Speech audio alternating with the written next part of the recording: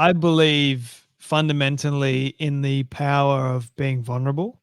And you're right, especially in Australia, there is this negative stigma that men can't cry, men must be tough. But toughness means being able to share your emotions, whether it's to a friend or family member, even what I try and do online, because people relate more and they connect more when you are vulnerable, when you are sharing things that you have been through in your own life. And they say, hey, I'm not alone, because guess what? I've been through a similar thing.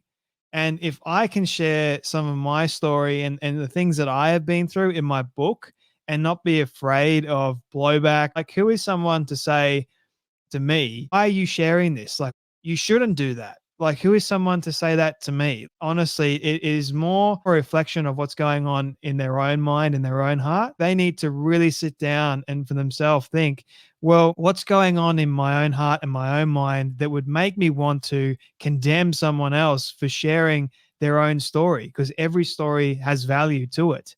And if someone is going through mental health, I don't give people any advice or anything like that. I just share my story and I say, this is what I went through and this is what has worked for me. If you want to be on the same path as me, find your own path and use these strategies. And by all means, I'm not forcing you. I believe in the power of being able to share and having that courage to step out into the darkness and into some form of light, because a lot of people, they suffer in silence, and that's not a good thing.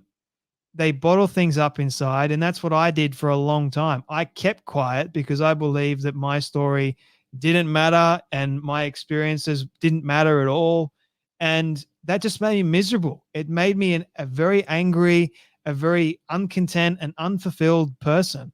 I truly believe that we weren't made to be like that at all. We were made to be fulfilled. We're made with purpose already. We were made with a valuable story. So if I can, at 25 years old, if I can share some of the things that I have been through, some of like depression, anxiety, suicidal ideation, and even attempting to take my own life, as well as addictions, traumas, all those things, if I can share that, then what's to stop someone else from saying, you know what, because Jay's done it, now I have permission to do the same thing. I can then go and get help because, like I say in the book, you have a story. Your story could do so much difference in a good way. You don't know the impact it could have to someone that could be struggling.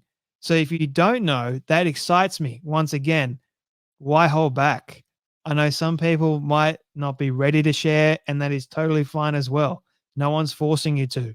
But please, if you are suffering in silence, don't suffer in silence. We need to make mental health loud, not silent. I love that. We need to make mental health loud, not silent.